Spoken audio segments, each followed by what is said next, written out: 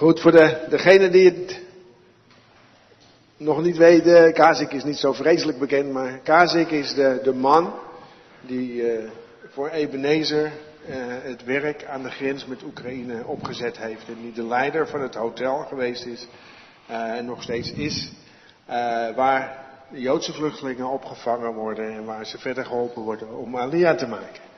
And for the rest, I'll turn over to you and I'll just say in Dutch what you say in English. Oké, goedemiddag.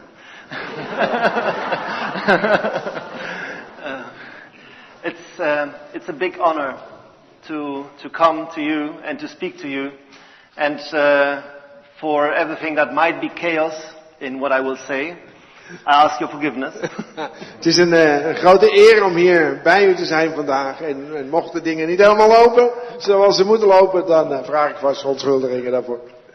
I heard we have just 1 hour, so I will try to stress it together.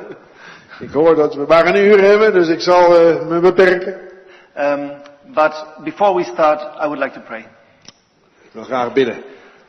Lord, thank you for your opportunities that you open to the people that you love, to the people of your nation Israel, and also for all of us who are the Gentiles that are built into the vine, and that we can be a joy for you doing what you have prepared. Thank you, Lord, and please lead us so that we will see your glory, and that we can focus on you and focus on the joy that you are giving. In the name of Yeshua, our Messiah. Amen. Amen. Amen. Amen. All right. So, before I start, I have prepared a lot of material to show you how the work on the ground in Poland was. Voordat ik begin heb ik ook een hoop materiaal voorbereid om te laten zien hoe het er echt uitziet in Polen als je daar aan de gang gaat. But a lot of the witnesses are already among us. Maar veel van de getuigen daarvan zijn onder ons. Hank is one. Ik ben er geweest. Together with his Samen wife met Rosemary. And you know, there are more. Er zijn er meer. There is one long-time volunteer that has been with us 5 times, probably. This is Paul. Paul is wel 5 keer bij ons geweest.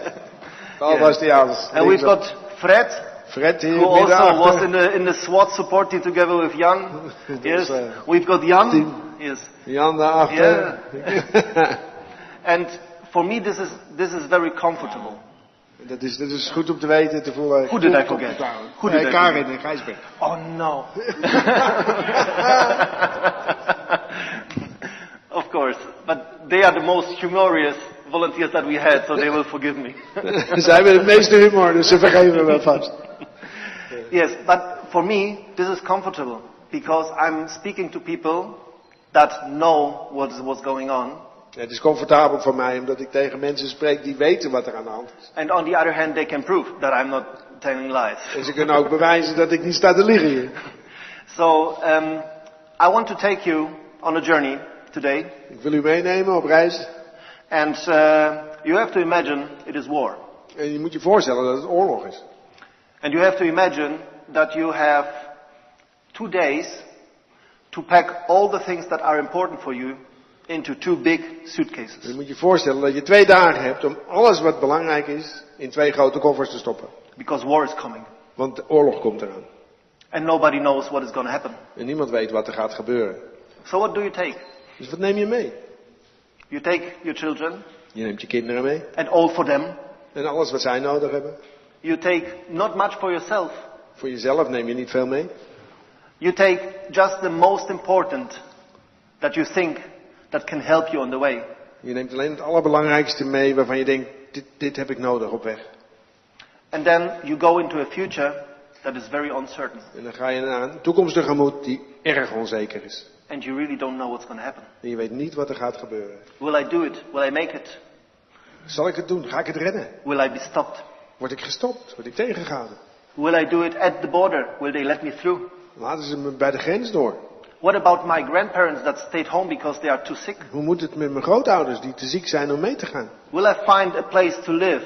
Zal ik een woning vinden? Will I find a job to support Zal ik een baan my vinden family om de and familie those te who left onderhouden? behind? En ook degenen die achtergebleven zijn.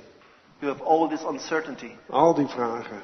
And all this uncertainty for us as Ebenezer started here. En al deze onzekerheid voor ons als Ebenezer is hier begonnen. We are at the border Staan bij between Shigini and Medica. This is the largest border in Poland between Ukraine and Poland. We staan op de grens bij Shihini en Medica, de grootste grenspost tussen Oekraïne en Polen. And by this time you can see that people were crossing on foot and by car all together. En je kan zien dat deze tijd mensen kwamen te voet, ze kwamen met de auto, alles ging. You could see exhausted people that were standing for hours, 18 hours, 20 hours on the border to cross. Je ziet uitgeputte mensen staan die daar bij de grens staan. 18 uur, 20 uur in de kou. Te wachten tot ze door mogen, tot ze de grens over mogen. And it was very cold. En het was erg koud in het begin. And to be honest, these people, they are not coming from a poor country. This is not a third world country. Nee, deze mensen komen niet uit een arm land. Het is geen derde wereldland, Oekraïne. These people had businesses. Ze hebben zaken, ze hebben winkels. They were employing people. Het zijn mensen die een baan hadden. They had a nice house. Ze hadden een mooi huis. They had a car or two, Auto. maybe one for the wife, maybe one for the daughter. Misschien wel 2, misschien wel 3. And then they are reduced to a suitcase. En op dat moment hebben ze alleen nog een koffer. And they are called refugee. En ze worden vluchteling genoemd. And this is a tough story. I don't want to put you too much down. But Het is een moeilijk verhaal. Ik wil het niet te zwaar voor jullie maken, maar thousands of these people are coming through this border. duizenden mensen komen is over March. deze grenspost. This In is maart. the very beginning of the war. Helemaal in het begin van de oorlog. And many of them are exhausted. Uitgeput zijn er veel. What you see here is the first tent of contact, the first place where people can find help. Wat je hier ziet is de eerste plek waar die vluchtelingen hulp konden vinden. Yeah, this is on the Polish side, just behind what we have seen here. Dus aan de Just behind here, you have this tent, and you have, aan de Poolse kant, het eerste wat ze zien is deze tent. and this is the Medics Without Borders, SSF. Dit zijn de artsen zonder grenzen vanuit Israël, de SSF. These are people that have experienced trouble Mensen in their die- life, in their country, Mensen die zelf in hun eigen land ook veel moeilijkheden meegemaakt hebben. and they know how to help. En ze weten hoe ze moeten helpen. So they deal with feet that are, overwalked, freezing people shaking, all kinds of people that really need help.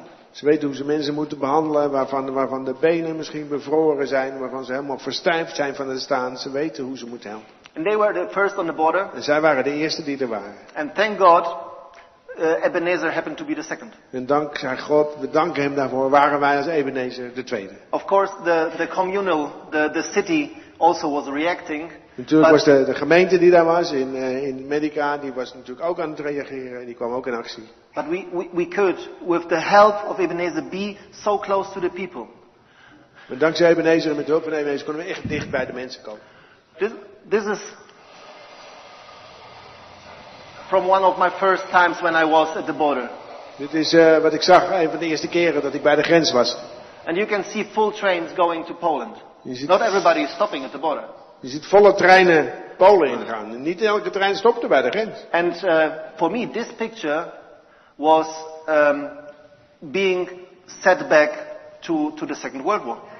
Toen ik dit beeld zag, bracht het me terug bij de beelden die ik ken van de Tweede Wereldoorlog. For me, this was a direct connection. Dit was een directe verbinding met me. And by the grace of God, we could be at the right place in history for this moment. En dankzij de genade van God konden wij dit keer op de juiste plek zijn. And there will be a lot of moments where I could say thank you, but I want to say it here. Thank you for being at the right place of history and supporting Ebenezer at this place. Because without people that were supporting, would not be possible. Er zijn veel plekken waar ik dankbaar voor ben, maar ik wil het ook hier nog extra uitdrukken. Dank jullie wel voor al jullie steun.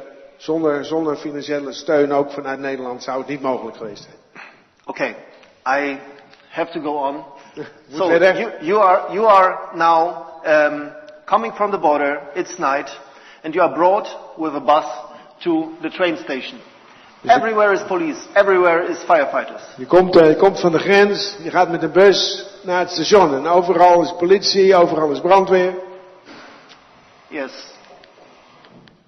And then, if you're lucky, you can land in the safe place that Ebenezer has built during this time. En als je geluk hebt, als de Heer het leidt, hoe je het noemen wilt, als de genade van de Heer er is, dan kan je in deze veilige plek komen die God voorbereid heeft. During all this stress, you and your family have for the first time rest. En in al deze spanning en onrust is dit de eerste plek waar je als familie, als gezin tot rust kunt komen. And you can breathe. En je kan ademen. So this is the White Eagle. This is the hotel that God prepared for this purpose. Dit is de Witte Adelaar, het hotel wat God voorbereid heeft voor dit doel. And it was such a blessing. I will do it as short as I can. Het is echt een zegen. Ik zal het zo kort mogelijk maken, maar het is een schitterend verhaal. Okay, imagine a very good musician in Holland. That is doing rap music, but is Christian. Stel je voor, een hele goede rapmuzikant, die christelijk is, maar hij is een muzikant hier in Holland. Living at the border. Die bij de grens woont. And then the war is not starting yet. En de oorlog is nog niet begonnen. But God put on his heart to, after the Sunday service, go to this place and pray for it. En God legt het op zijn hart na de dienst op zondag om naar deze plek toe te gaan om ervoor te bidden. And he's like, this place is, it's not a pleasant place. En hij denkt, deze plek, wat is die? Wat moet ik hier doen? Yeah, everybody knows this hotel. Iedereen kent dit hotel. And once it was great, but now it's not doing so well. Het ging fantastisch, maar nu gaat het helemaal niet zo goed met dit hotel. But he is obedient. Maar hij is wel gehoorzaam. And obedience in the whole picture is a very important issue. En gehoorzaamheid in het hele verhaal is heel belangrijk. Showing obedience to God when he calls you, it's essential. Because then you can proceed. Gehoorzaamheid aan God als hij je roept is van hoogste belang, want dan kan je doorgaan. So he prays for the place, Dus hij weeks go bidt voor by, deze plek en er gaan een aantal weken voorbij. and then the war starts. En dan begint de oorlog. And the owner, or the manager of the hotel has no money at all. She is almost bankrupt. En de eigenaar van het hotel heeft helemaal geen geld. Is eigenlijk bijna bankroet. People coming to cut off the gas. To cut off the gas. Oh ja, de mensen komen aan om het gas af te sluiten. And she says no. She signs a paper, 10 days to pay the whole debt. En ze zegt, nee, wacht, ik neem 10 dagen om de hele schuld af te betalen. The same moment, friends of Jesus from Germany occur. Op hetzelfde moment komen de vrienden van Jezus uit Duitsland langs. And are asking for a place because all Przemyśl is booked out. No place. En kloppen aan de deur en vragen of er plek is, want ze zijn alle hotels in Przemyśl af geweest en dat was allemaal vol. There's no place in Bethlehem. Nee, precies. Dus net als Jozef en Maria. Geen plek in Bethlehem. Yeah. But she says, yes, I have place. En ze zegt, ja, ik heb plek. So they start book one room, a second room for the first French team, then a third room, then a fourth room. And by time, Ebenezer could rent the whole hotel for the Ebenezer mission that was in this place on the border. Dus ze begonnen met 1 kamer voor deze jongens die langskwamen. En toen het Franse team. En toen een volgende team. 4 kamers, 5 kamers. En uiteindelijk heeft Ebenezer het hele hotel geboekt voor de bediening die Ebenezer kreeg aan de grens met Oekraïne. This is such a blessing. En het is zo'n zegen. And it's also a blessing for them. En het was een zegen voor hun. And they see it until today. Because they said, you are the best guest that we ever had. En ze zien nog steeds dat wij echt hun zegen voor hun zijn. Ze zeggen, jullie zijn de beste gasten die we ooit gehad hebben. Yeah, because we have a different atmosphere and they feel it. We brengen een andere atmosfeer met ons mee. Dat voelen ze meteen. And it didn't matter of the people came from Poland, from Germany, if they came from Netherlands or Switzerland. It was always the same atmosphere. Het maakt niet uit waar de mensen vandaan kwamen. Of ze nou van Polen of van Duitsland of van Zwitserland of zelfs vanuit Nederland kwamen. De atmosfeer die was zo bijzonder en goed. So we know why, but let them ask themselves. Ja, wij weten waarom dat is, maar laat hun het maar vragen waarom het zo is. Okay, so how do I fit in this picture? Ja, hoe kom ik in beeld hier, zegt hij. I don't want to stay here too long, but ik wil er niet te lang bij stilstaan. But my parents are here, my dad and my mom.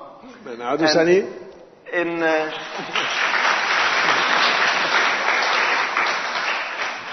And they don't understand the English maybe so well, but they know the story. Ze verstaan het Engels misschien niet zo goed, maar ze kennen het verhaal. In 1989, I've been six years old, almost 6, 7. In 1989 was ik 6, 7 jaar oud. And we were living in communistic Poland. En we woonden toen in communistische Polen. There was no information about the changes that are going to come. We wisten niks van de veranderingen die eraan zouden komen. And there was simply nothing to eat. En er was in the gewoon fridge. geen eten in de ijskast. Er was niks, het was leeg. Yes. Only my grandpa, who was driving a taxi, from time to time had some dollars. En alleen mijn grootvader, die taxichauffeur was, die had zo nu en dan wat dollars. So we could buy more. And I remember it as a small boy going to buy bread with the same money, always the same amount of money. And I got less and less and less and less bread for the money. En ik herinner me als klein kind dat ik brood ging kopen. En ik ging zelfs met hetzelfde geld weg. Maar ik kreeg telkens minder brood voor datzelfde geld. And so my parents decided, with 2 suitcases, with a baby in the belly, with a baby on the hand, and with a young 6-year-old, to go into Germany Dus as refugees. Mijn ouders besloten om als vluchtelingen naar Duitsland te gaan. Met een baby in de buik, een baby in de armen en een 6-jarig jongetje. Om naar Duitsland te vertrekken. And I would never think that this what we went through there would be so helpful here. En ik had nooit kunnen bedenken dat waar we toen doorheen gegaan zijn, zo nuttig zou kunnen zijn met wat we hier konden doen. Being in crowded places full of buses. Dus je in full of what? Buses? Full of buses. Ja. Every 20 minutes coming Dus, another bus in full of drukke people. plekken waar alleen maar bussen af en aan rijden. What do you do with them as a city? Wat doe je daarmee als een stad? You do this. Dit doe je ermee. You build up field beds. Je zet veldbedden neer. You try to give them food, to give them just a place to rest.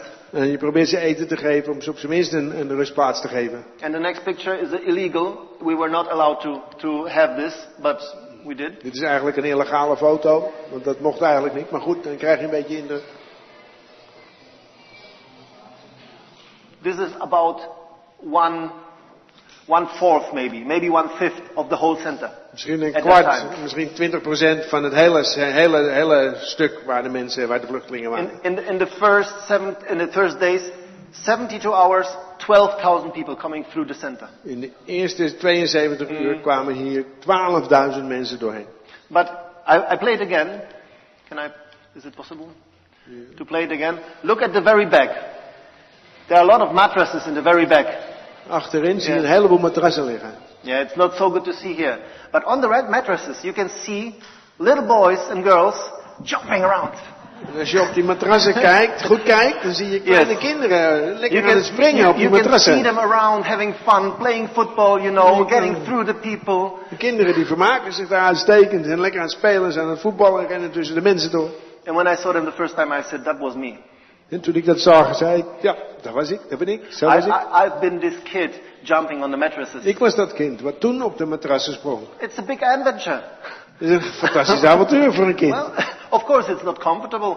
Het is niet erg makkelijk. Yeah. On the first hall, my father's watch was stolen. De eerste keer was gelijk mijn vaders horloge gestolen. But it was a new watch, so it has a melody. Het was een nieuwe, er zat een melodie op. And by here in the night he found it somewhere. En s'nachts, toen hij het hoorde afgaan, dan hoorde hij het en dan kon hij hem weer terugvinden. Yeah, but you can imagine, no privacy. Geen privacy daar. You can imagine hygienic is difficult Hygiëne, issue. matig. You have to feed the people. Je moet de mensen eten geven. And then imagine you are as lucky that people from Ebenezer find you and take you En dan back here. kan je voorstellen dat je hiervan gevonden wordt en dat je meegenomen wordt door de Ebenezer mensen en hier naar deze plek brengt. And you get a room for your family with a shower, with a meal that you can choose from what you want. And it's really something extraordinary in this situation. Je krijgt een kamer voor je eigen gezin met een douche. Je krijgt een maaltijd waar je zelf mag bepalen wat je eet. Het is uitzonderlijk voor elk gezin wat langs gaat. So God prepared us as a family to serve in this place. Dus God heeft ons al als gezin voorbereid om hier te dienen. And when I called to my parents, I already before called the elder of my church. Voor die tijd had ik al de oudste van mijn kerk gebeld, maar daarna belde ik mijn ouders. And I said to him, pray, because I'm going to tell my parents. En ik zeg bid tegen de ouders gezegd, want ik ga het aan mijn ouders vertellen. Because I cannot sit, I need to go. Ik zeg, ik kan hier niet stil blijven zitten, ik moet daar naartoe. I don't have any money. Ik heb geen geld, Can you organize something? kunnen jullie wat regelen? Please send me But I need to tell my parents. Stuur me alsjeblieft naartoe, maar ik moet het mijn ouders zeggen. And I was prepared for something like, that's a bad idea. Eigenlijk wat ik verwachtte, wat ze zeiden, nee, slecht idee, moet je niet doen. Yeah, think about it. Denk nog een keertje na. Yeah, it's dangerous. Het is gevaarlijk. No. Maar dat was niet de reactie. The support and the wall that was standing behind me from my parents and from my church was something that was extraordinary. De steun die ik had, de muur als het ware die achter me stond, van zowel mijn ouders als van de gemeente, was uitzonderlijk. And I believe this is something that every volunteer and missionary has to experience, having this wall behind him. En ik geloof dat elke missionaris, elke vrijwilliger dat moet ervaren, dat ze zo'n muur achter zich hebben, waar ze zeker weten dat ze gesteund worden. A wall of prayer, a wall of support, and a wall of trust in your abilities. Een muur van gebed, een muur van steun en een muur van vertrouwen in wat jij kan doen. Yeah, they said to me, you are just the right person for this job, go. En ze zeiden tegen mij, jij bent precies de persoon die dit moet doen, ga. Yeah, and I was going there and I was thinking and praying, Lord, this is probably from you. En ik ging naar naartoe en ik was aan het bidden en ik zei, Heer, ik denk dat dit wel van u zou kunnen zijn. And, you know, the best place for every human, but also the best place for a disciple of Jesus is to be at the place that the Lord has put you. En de beste plek, ja, voor elk mens eigenlijk, maar zeker voor een discipel van Jezus, is op de plek te zijn waar de Heer je wil hebben. And so I was so happy to go, even though I didn't know what to expect. Dus ik was ontzettend blij dat ik kon gaan, hoewel ik geen idee had wat eraan zat te komen. So in this refugee center, we were able, after some time, it was a little bit struggle with the authorities, to set up a stand for Israel. Dus in dat vluchtelingencentrum waren we uiteindelijk, na wat gestaggel met de autoriteiten, konden we een stand opzetten met informatie over Israël. Yeah, so we could have a flag, we would have a banner, we would have a phone number. We hadden een vlag en we hadden zo'n Abonneer en we hadden een telefoonnummer. And this telephone number was just a Polish number that we have just taken from. It was not a known number. Het was niet een bekend nummer, het was gewoon een telefoonnummer wat we hadden. En But after 2 weeks, the rabbi of Munich was calling on this number. En na 2 weken was de rabbijn van München, die belde ons al op dat nummer. Also from Krakow, and people that were really, you know, not really working together with Ebenezer before. En van de rabbijn van Krakau en mensen die helemaal niet met Ebenezer samenwerken, die begonnen allemaal dit nummer te bellen. Because we were there. Omdat wij daar waren, wij waren. To be at the place is a very important issue. Dus ter plekke zijn is ontzettend belangrijk. And so that was one verse that was going with me through some time. A friend shows his friendship at all times. It is for adversary that such a brother is born.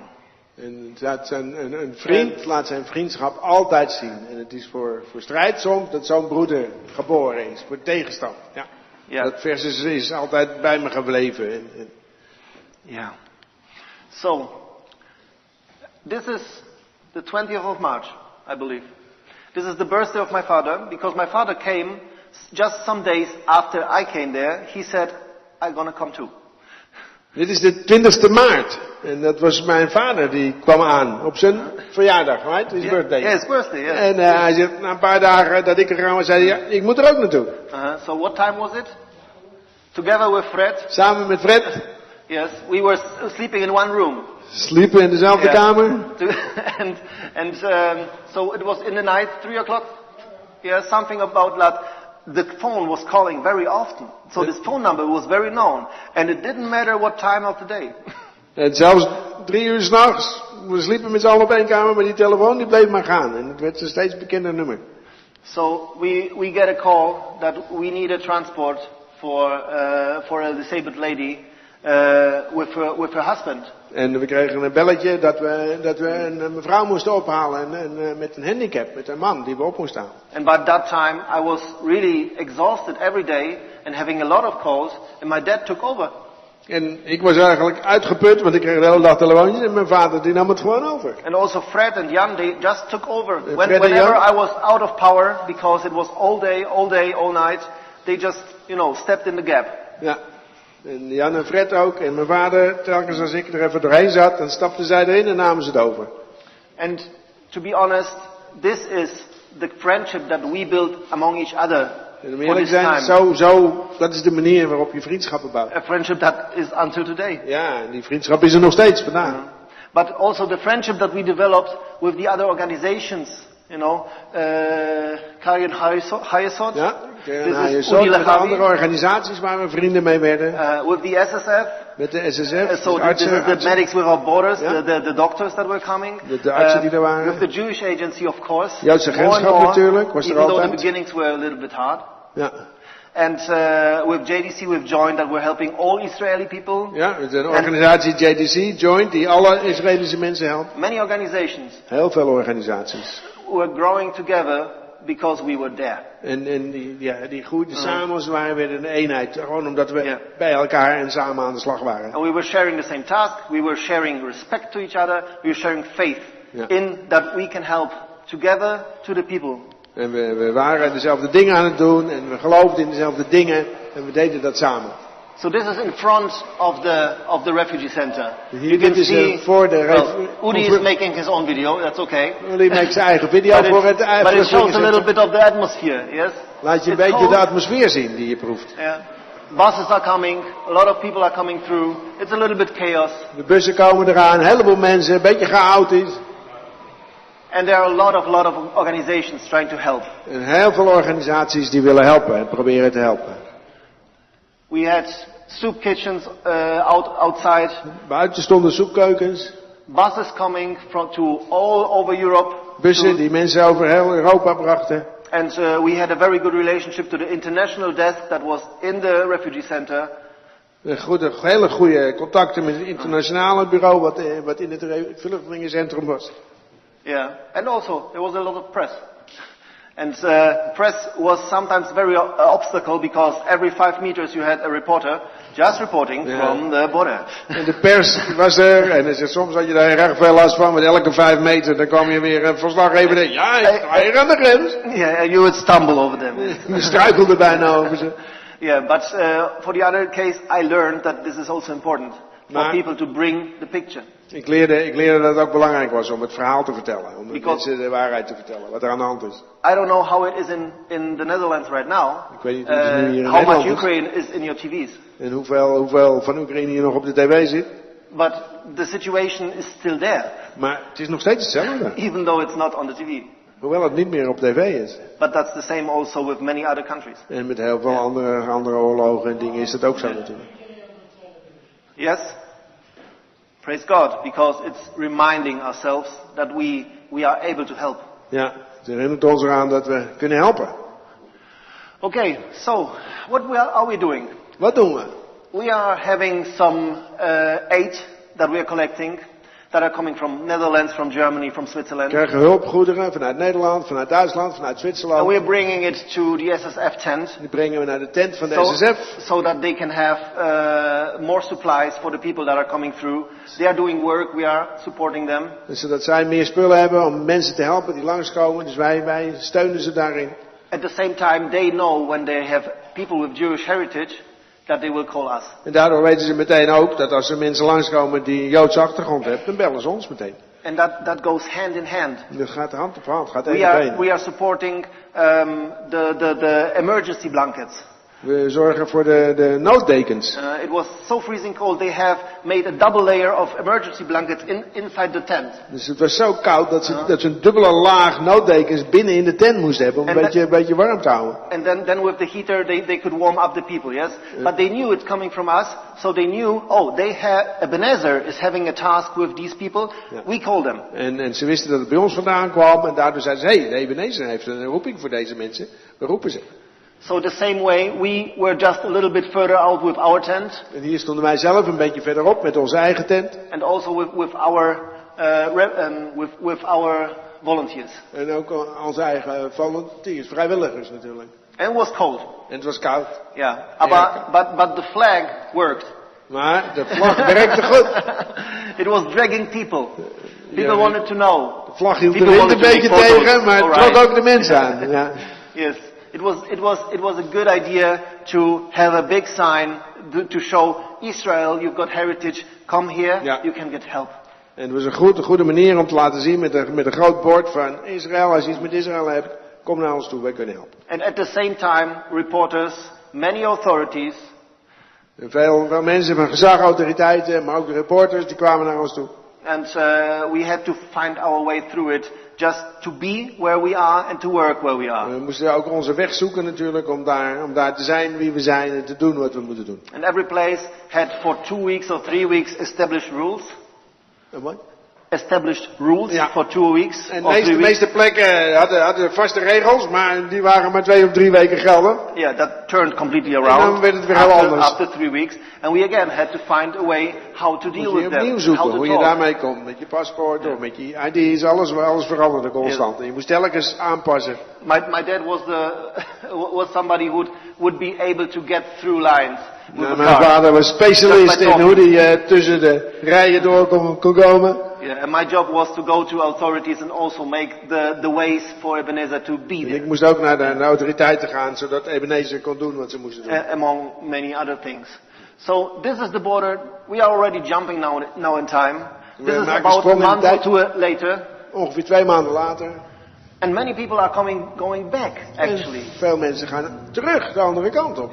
So we have now not only people coming, we also have people going. Dus we hebben niet alleen mensen die uit Oekraïne komen, we hebben ook mensen die terug gaan naar And it's Oekraïne. starting to get a little bit messy because all the cars were let through without toll. En het begon een beetje rommelig te worden, want alle auto's die werden doorgelaten en zo.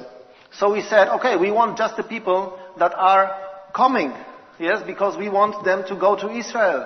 En we zeiden, ja, het is wel leuk dat al die mensen komen, maar hij kon het onderscheid niet zo goed meer maken. Dus we willen de mensen hebben die uit Oekraïne komen en die naar Israël doen. Yeah, so until then we were just on the Polish side, but now we decided no, we have to go to the Ukrainian side and serve there. Dus tot op dat moment waren we alleen aan de Poolse kant, maar nu waren we, nee, we moeten naar de Oekraïnse kant. And so we were praying for a food truck, and by the glory of God, we had a truck. We could serve tea and coffee for the night, a heater and a tent, just for the people to be, and of course the information for them that they can get help and get Aliyah transfer. Ja, dus we hadden gebeden om een voedseltruck en die kregen we ook. En er was voedsel, er was verwarming, er was eten, er was drinken en het was perfect voor wat we nodig hadden. But the lines were still quite big. Maar This de is rijen waren the nog steeds line erg. from Ukrainian side going to Poland on foot. Dus de rij mensen die te voet van Oekraïne naar Polen wilden. And even though the wave has flattened first, then it raises again. En hoewel het eerst weer afnam, begon het weer toe te nemen. And we have to find ways how this is the place where they come over. This is just the first meters of the Polish side. Dit is de plek waar ze Polen binnenkomen. Waar ze net Oekraïne uit zijn en waar ze Polen binnenkomen, is dit wat ze zien. And that's they see Ebenezer, they see the phone number, Ze zien Ebenezer, and a lot of telefoonnummer. people of our volunteers being there at the border. En er stonden And vaak these people are onze... waiting now for a bus that will take them from the border to the city of Przemyśl. That is about a 20 to 40 minute ride. Depends on how the traffic is. Deze mensen zijn allemaal aan het wachten op de bus die ze naar het station in Przemyśl zal brengen. Ongeveer 20, 30 minuten rijden. Zodat ze verder kunnen gaan. So you have to be seen in this place. Je moet gezien worden. And it's impossible without a prayer. It's impossible without God because so many people, so many Zonder organizations. gebed en zonder God word je niet gezien. Dat is onmogelijk. And you have to have the right strategy. En je moet de goede en de juiste strategie hebben. So to be honest, when I was waking up in the morning, very often, I was like, Lord, what shall I do? Om eerlijk te zijn, als ik 's ochtends wakker word, dan dacht ik van Heer, wat moet ik doen? I have no clue. Ik heb geen idee wat we moeten doen. But I will give this to you and I want to follow. Maar ik geef het terug aan u en ik wil volgen. And every day he was showing his tasks for the whole team and for everybody that was taking part in it. En elke dag liet hij zien wat de taken voor die dag waren en wat iedereen daarin moest doen. This is a video that Fred was taking. I don't know if the sound will be alright. Dit is de video die Fred gemaakt heeft. Ik weet niet of de geluid goed is. This is one of the olim that we brought from the border and then later went on to Warsaw. Het is een van de olim die we bij de grens gevonden hebben die naar Warschau ging.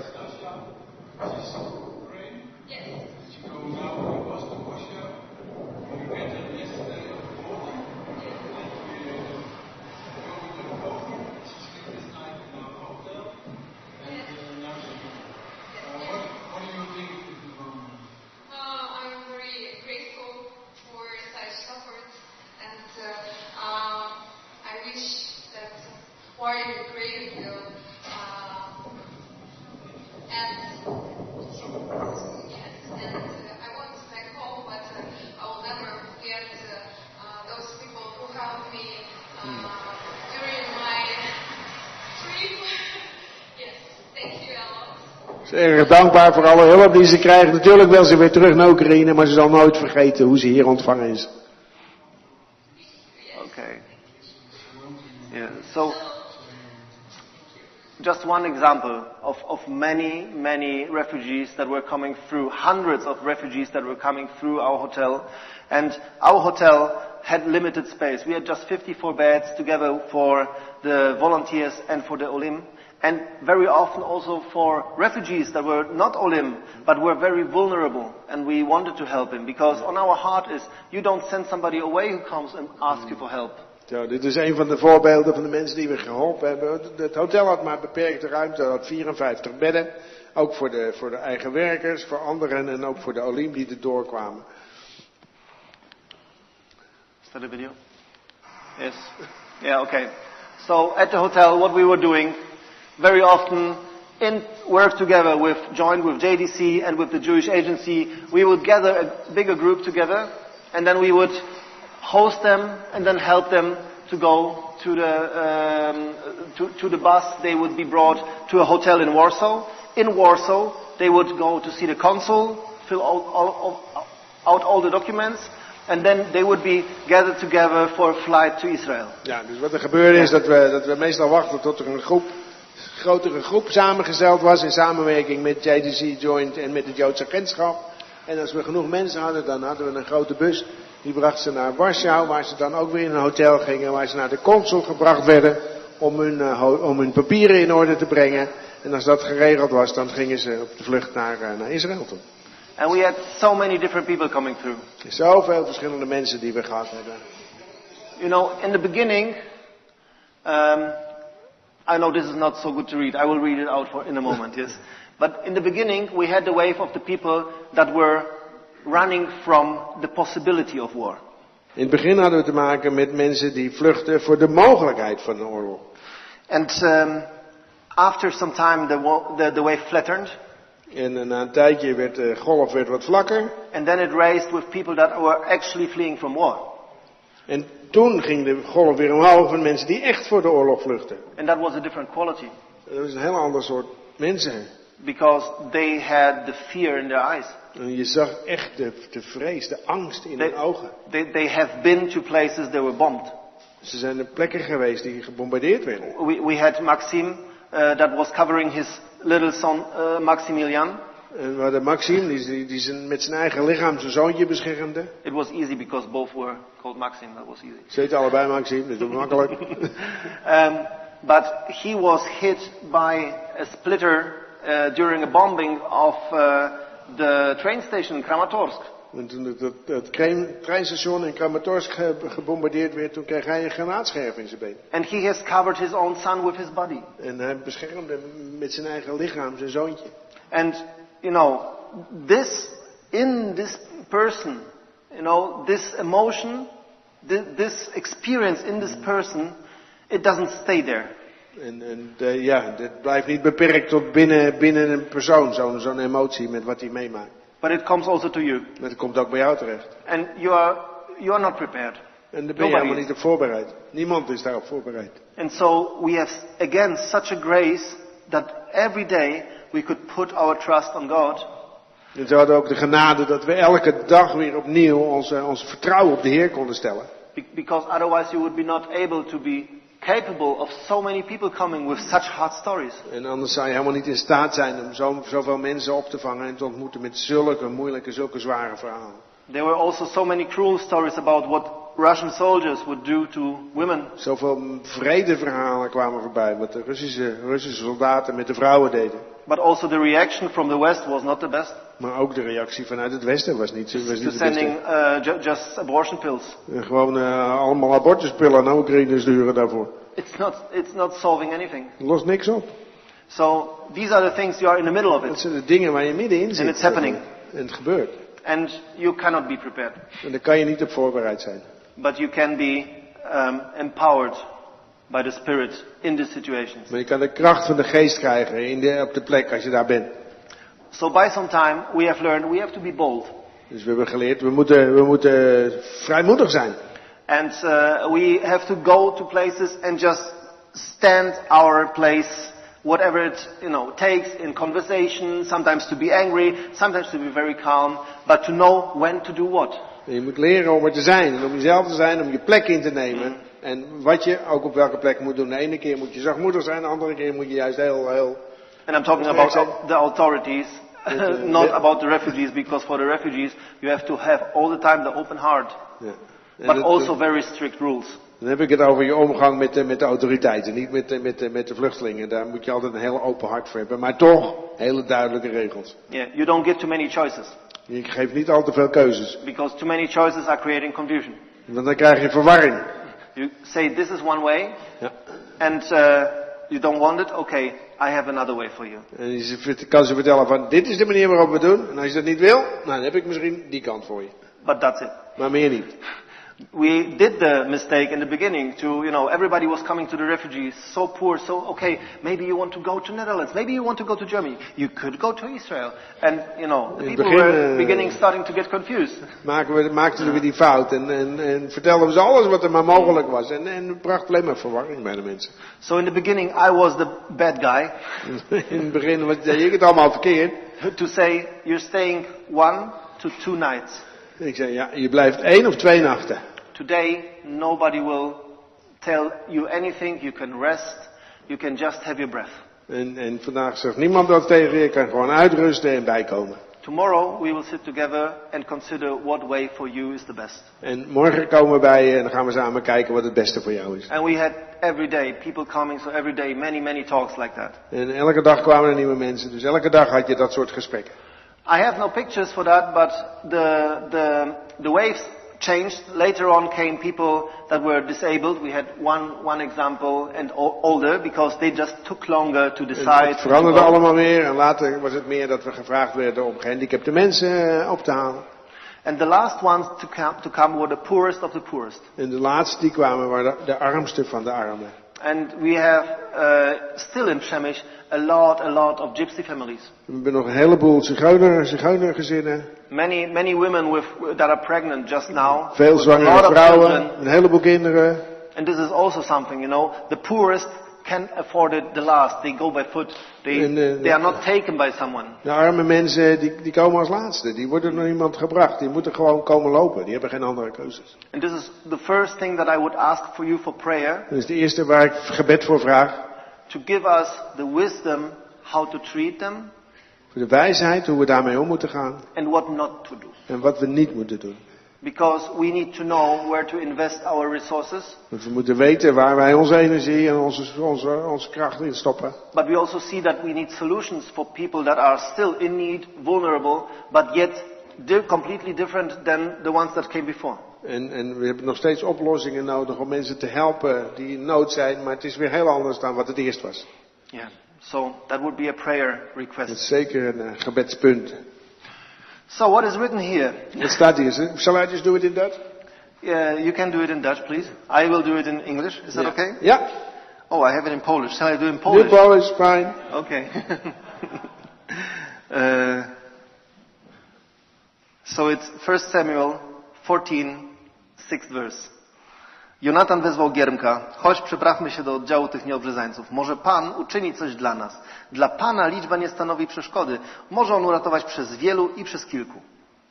Jonatan zei nu tegen de knecht die zijn wapens droeg. Kom, laten we oversteken naar de wachtpost van deze onbesnedenen. Misschien zal de Heer voor ons werken. Want het is voor de Heer niet te moeilijk om te verlossen. Door veel of door weinig mensen. Yeah, and for me, this attitude of maybe Adonai will do something for us. En deze houding van ja, misschien zal Adonai wel iets voor ons doen. This is an attitude that we really needed when we were crossing the border to Ukraine. Die houding hadden we ook echt nodig als we de grens overgingen naar Oekraïne. And we were not many. We waren niet met z'n velen. But we had to deal with many. Maar we hadden wel met veel mensen te maken. And still the Lord was able to do something. We waren met weinig, maar de Heer die kon wat doen.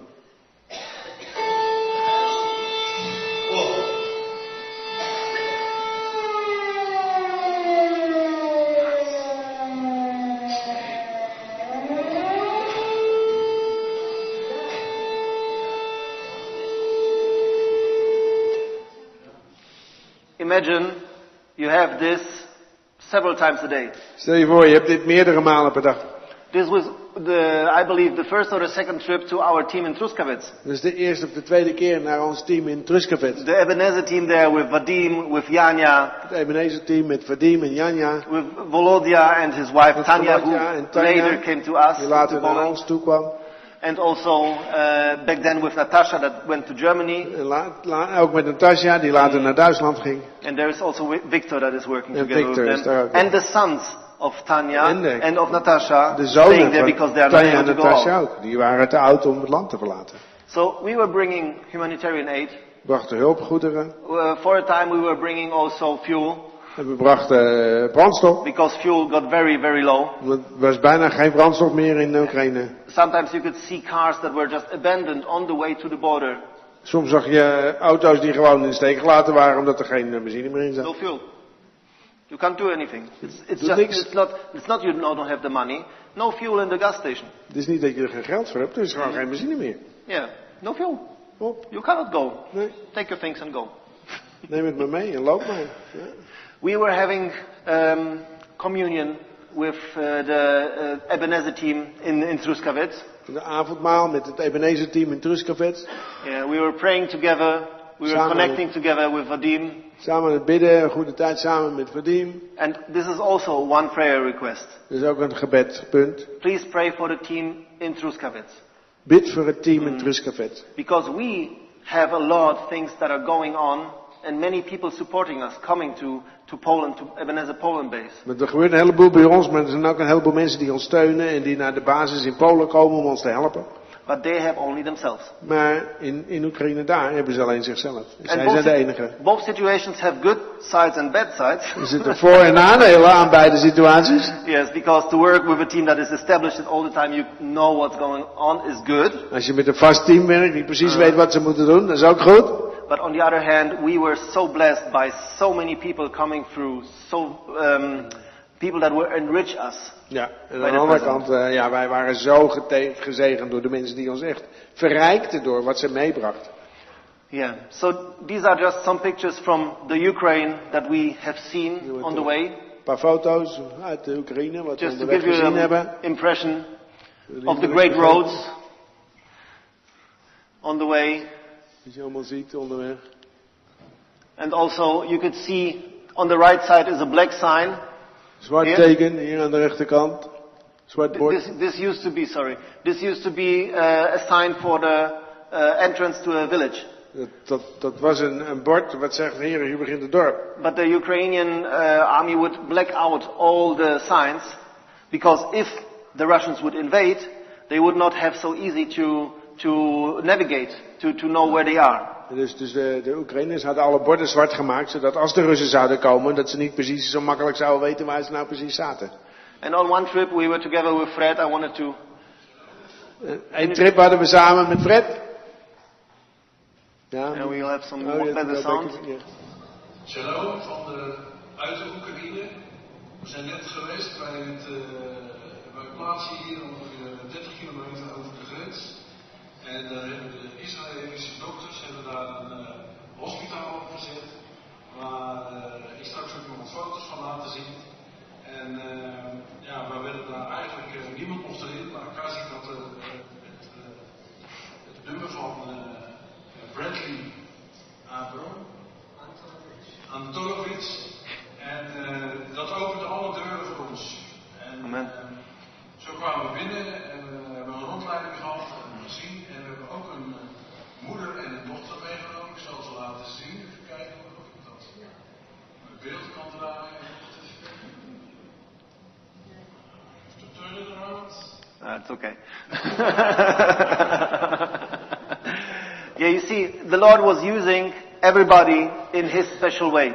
En de Heer die gebruikt iedereen op een hele unieke manier. And He is, and I can see that every time people were coming, that the Lord has chosen the right people for the right time. En telkens kon ik zien dat als de mensen kwamen, dat de Heer de juiste mensen uitgekozen had voor precies de juiste tijd. They had just the right abilities. Sometimes they had the right connections. De juiste mogelijkheden, de juiste contacten. The right attitude to cheer up.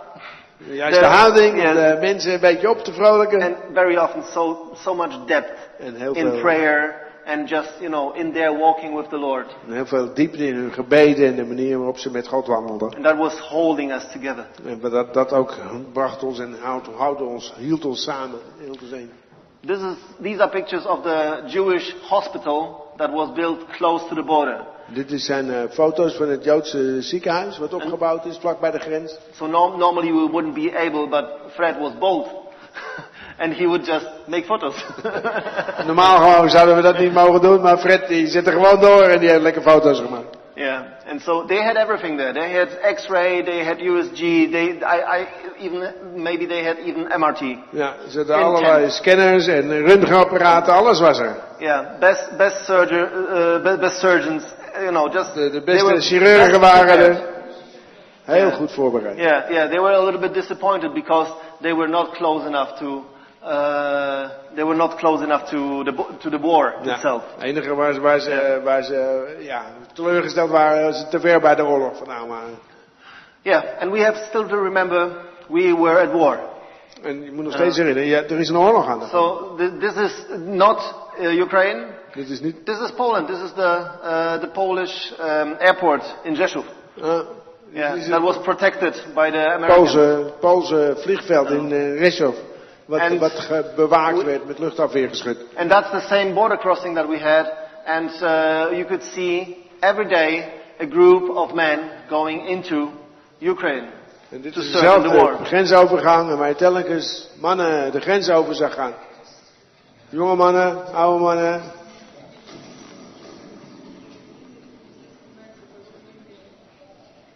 They were not very happy.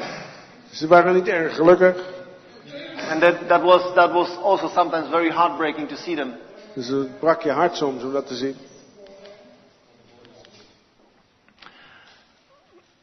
So you are in a situation where you help a lot, when you have a lot of tasks, humanitarian aid, you help people that are sick, that are vulnerable, you're looking for them, and still you have to maintain somehow a good spirit.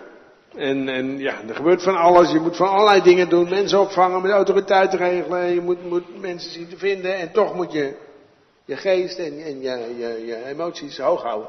And so important as our morning devotionals were, the morning prayer and worship. Het was erg belangrijk om telkens onze tijd met de Heer samen te hebben, waar we de Heer aanbidden en met elkaar ook aan het bidden waren. There were also the Shabbat celebration that we had every Friday night. Elke vrijdag vierden we Shabbat samen, erg belangrijk. And for many of those Jewish people, it was the first Shabbat that they have celebrated like that. Voor veel Joodse mensen die uit Oekraïne waren, was dit eigenlijk de eerste keer dat ze op die manier Shabbat vierden. And it was, very touching to see that it was new, but it was also something that they were looking for, but because we were going to Israel. En het was ook heel ontroerend om te zien dat het aan de ene kant nieuw was voor ze, maar aan de andere kant iets was waar ze naar op zoek waren, omdat ze naar Israël gingen. And I was new to celebrating Shabbat before. By now, I want to celebrate it together with friends. Yesterday we were at Fred's place and blessing the women, blessing the children. It's something special about that. Het was nieuw voor mij om de Shabbat te vieren, maar het is zo goed om te doen. En gisteren waren we bij Fred en we konden de Shabbat vieren en we konden de vrouwen zegenen, kinderen zegenen. Het is heel belangrijk en goed om te doen. And again, I'm very thankful, Paul, for your support there. Because as a teacher also there for how to celebrate, how to do the prayer, how to explain, it was very precious. People that were helping in various ways, also in the way of celebrating and having the culture. Paul ook heel erg dankbaar voor dat hij er was en ons kon onderwijzen, ons vertellen hoe we dat allemaal moesten doen, zodat we wisten hoe we die Sabbat mochten vieren. Okay, we had also some fun from time to time. We hadden ook wel eens pret samen. Because when you bring people's bags up with the cart, you can come back like that. Dus als je mensen helpt met het karretje hun spullen naar de grens te brengen, dan kan je zo terugkomen. Yeah. So this is Paul and Kate. Paul en Kate.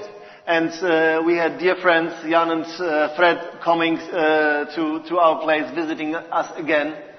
Jan en Fred die onze plek weer bezochten. You can see Tanya and Katja, and I just cannot emphasize enough how precious and important these girls are for the Ebenezer Poem base. Ik kan niet genoeg nadruk leggen hoe belangrijk het is dat zij er ook op de basis zijn. They were carrying all the Ukrainian speaking, Russian speaking. Dus ze droegen als het ware alle Russisch en Oekraïens sprekende mensen. They were growing into being management. En ze leerden ook om managers te worden. For the hotel, for the people, for support.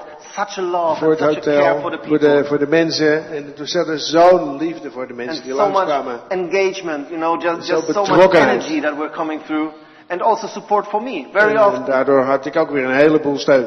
We learned to know what our weak and what our We leren strong van elkaar sides wat are. onze zwakke en onze sterke punten zijn. And to carry each other. En elkaar ook te dragen. So it's a little bit of a work together, live together situation right now. En de situatie is een beetje van, ja, we werken samen, we wonen samen. Just at this moment there are also two volunteers from the Netherlands at our Ook op polling dit place. moment zijn er 2 Nederlandse vrijwilligers in de hotel. Yeah, we have Henk Rust Versteek Henk Roest Versteeg. and we've got Geesje Versteek. Geesje ook Roest Versteeg eigenlijk. Also Versteek. And they have also made a trip with us to Ukraine. Ze hebben ook samen met ons zijn ze de Oekraïne ingetrokken. We might need some sound, but I don't know what Hank was telling here. But we might need some sound just to hear it, whatever he was telling on the border crossing. Ik weet niet precies wat Henk precies zei op de border crossing, maar laat maar even luisteren. We staan nu te wachten aan de Oekraïnse grens. We hebben net onze paspoorten ingenomen. En dan moeten we een hele tijd wachten. Ja, we moeten een hele tijd wachten. En nou, dit is de driver, onze chef, de mens. En dit is Geesje. Dit is Geesje. Waar ben je, Geesje? Oké, dit is Geesje. Hi. Nou, oké. So this was just last week. Dit vorige week, dit gebeurt. Okay. And just to tell you, how the work together now, today is, by ending somehow a little bit. Ik zag eens naar het einde toe werken, maar hoe we deze week weer, hoe we werken nu. Yeah, before we had many people coming through. En in het verleden kwamen heel veel mensen bij ons langs. Right now we have about 1 to 2 families a week coming. En nu That are komen all er in. 1 of 2 gezinnen van Olim die per week komen. So we take them very often from the other side of the border, from Ukraine. We halen ze soms vaak zelf op uit Oekraïne. We meet there with Vadim or with Volodya or whoever brings them. Met Volodya en Vadim vinden we ze en komen we ze ophalen. Then we take them on our car, cross the border with them. Dan nemen we ze in onze auto mee en dan gaan we de grens over. If it's possible. Dat is mogelijk, als het mogelijk is. Because it's not always possible. Niet altijd kan het. And then we bring them to our hotel. They rest for a day. Dan brengen ze naar het hotel, dan rusten ze een dag uit. And the next day we would bring them to Warsaw that they can work with the Jewish agency to see the consul and to be prepared for the flight to Israel. En de volgende dag brengen we ze naar Warschau om de consul te zien en dan gaan ze naar Israël. But this time we had a disabled girl with a father. We wanted to bring them together over the border, but the border guard was just really bossy and she was like, no, she was closing the door to us and she didn't want to see even the disabled girl. En dit keer hadden we een gehandicapt meisje bij ons en dan mocht de vader ook mee. En we gingen naar de grenspost, maar de grenspost was heel dwars, had helemaal gezien, er waren niet eens de papieren in. Ze zeiden, nee, hij komt er niet uit. So, quick call, Jewish agency, Vadim, what do we do? Vadim already went with the mother that should be crossing on the other border, so that all of them could be on the side. And also, we tried to trick a little bit. Dus we probeerden ze een beetje voor de gek te houden. Dus we belden met Joodse grensschap, we belden met Vadim, wat moeten we doen? Ondertussen was Vadim op een andere grenspost al met de moeder de grens overgegaan. Yeah, and so we decided we go also to the same border crossing. En dus we besloten om ook maar naar die grenspost toe te gaan. And we didn't know that the way between the one border crossing and the other border crossing is through Africa. We wisten niet dat de weg van de ene naar de andere grensovergang dwars door Afrika liep. Because of the roads, of course. Dus je ziet hoe de wegen waren daar. And so it was a lot of dust. Heel veel stof allemaal. And yeah, the dust was staying on. En dat bleef zitten op elkaar. But we had one encounter on the way. We had a checkpoint. En we werden tegengehouden op een checkpoint. And there was a 16-year-old boy Een jongen coming van to 16. check us in uniform. In uniform, die ons With a machine tegen gun. met een machinegeweer. He was very nervous. Hij was heel zenuwachtig.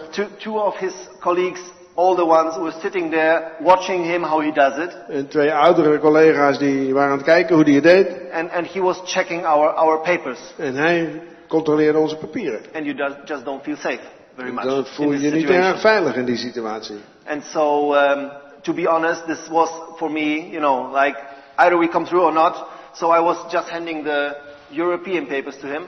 Dus ik wist geen idee, ik werd erg nerveus. Ik heb hem maar gewoon alleen de Europese papieren aan hem gegeven. And the Ukrainians, I just kept aside, and he was nervous enough to let us through that.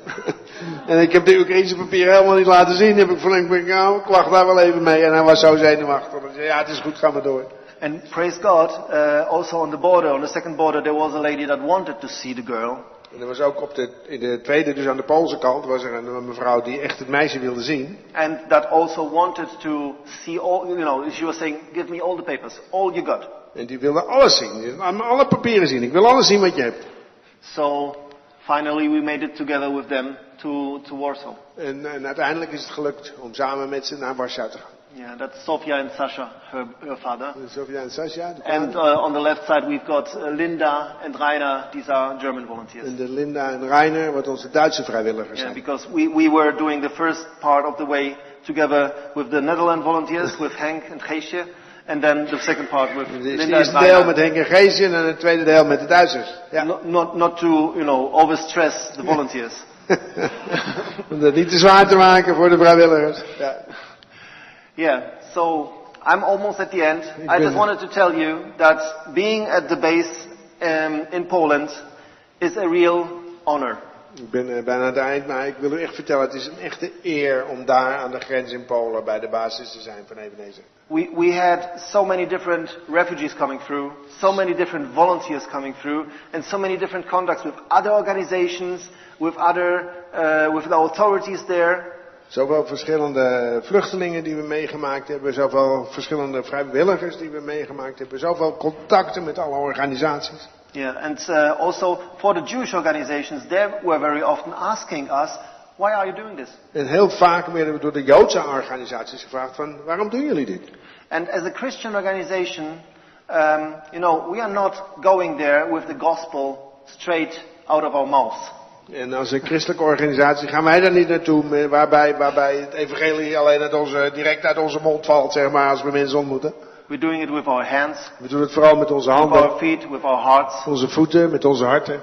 But when they ask, Maar als ze het vragen, there is the opening. dan There is krijg a je de chance opening. to tell your own story. Dan kan je je eigen verhaal vertellen. And if they still ask, En als ze door blijven vragen, you can share and give a gospel that is much more, on a foundation than when it would be just shouted on them. en dan kan je ze het verhaal en het evangelie vertellen wat veel meer grond heeft dan als je het alleen maar in hun gezicht vertelt. And I'm very thankful for all these opportunities because some of them became friends that I value and still I could share the gospel even though they are still in their environment that they want to be in. En ik ben heel dankbaar voor al deze contacten. En sommigen zijn echt goede vrienden geworden waar ik gewoon echt ook kon vertellen wat evangelie is. En ondanks dat ze nog wel waar ze zelf in zitten, maar zijn gewoon goede vrienden gebleven. But I believe the seeds are planted. Maar ik geloof dat de zaden geplant zijn. And it's to God that He will put water on them and that they will grow. En God zal het wateren en zal het laten groeien. So again, I'm very thankful for all the support. Ik ben erg dankbaar voor alle steun die we For gehad all the hebben. volunteers. En alle vrijwilligers. And also for the invitation today here. En ook voor de uitnodiging om hier te komen vandaag. Yes. For the good time with good friends what we found on Goede the way. tijd met goede vrienden die we hier gevonden hebben ook. And the last video will show that it's also sometimes fun on the base. De laatste video laat zien dat we ook pret en plezier hebben. Among all what's happening, you just need from time to time just evolve to let it all out. En soms and heb just je be happy. even een uitlaatklep nodig om gewoon even blij te zijn.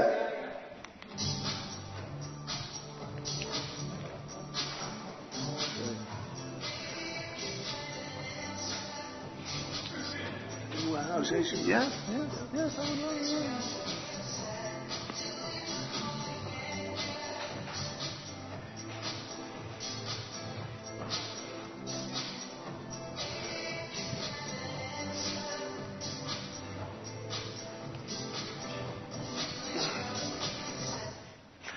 All right.